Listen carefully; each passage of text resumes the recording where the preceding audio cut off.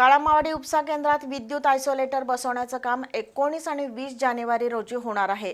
परिणामी सोमवार आणि मंगळवारी निम्म्या कोल्हापूर शहराचा पाणी पुरवठा खंडित होणार आहे। त्यामुळे उपलब्ध पाणी नागरिकांनी काटकसरीने वापरावं असं आवाहन पाणी पुरवठा विभागाने केलंय। या काळात शिंगणापूर, बालिंगा आणि नागदेववाडी पंपिंग स्टेशनमधून पाणी पुरवठा सुरू राहणार आहे। वीज वितरण कंपनीकडून काळंबावाडीतल्या 33 केव्ही उपकेंद्रात आयसोलेटर बसवण्याचं काम 19 आणि 20 जानेवारी या कालावधीत होणार आहे। या कालावधीत विद्युत पुरवठा बंद राहणार असल्यानं काळंबावाडी थेट पाईपलाईन योजनेतून कोल्हापूर शहराला होणारा पाणी पुरवठा बंद राहणार आहे।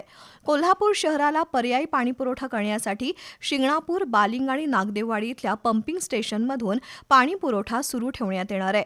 या व्यवस्थेमुळे संपूर्ण शहरातील पाणी पुरवठा कमी दाबानं होण्याची शक्यता आहे। सोमवार आणि मंगळवारी ए, बी वॉर्ड तसंच त्याला संलग्न उपनगर आणि ग्रामीण भागात पाणी पुरवठा खंडित होणार आहे।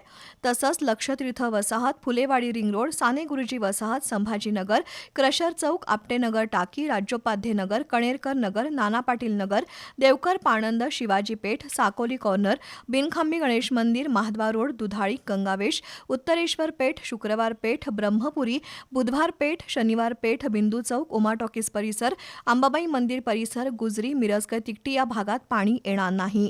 तसंच ई वॉर्ड अंतर्गत संपूर्ण कसबा बावडा, कदमवाडी, भोसलेवाडी, शिवाजी पार्क, बापट कॅम्प, राजीव गांधी वसाहत, लोणार वसाहत, टेमलाईवाडी, राजारामपुरी पहिली ते 13वी गल्ली, प्रतिभानगर, दौलतनगर, राजेंद्रनगर, शाहूपुरी पहिली ते 4थी गल्ली, व्यापार पेठ या भागात पाणी पुरवठा होणार नाही। त्यामुळे नागरिकांनी उपलब्ध पाणी काटकसरीनं वापरावं असं आवाहन जलाभियंत्यांनी केलंय।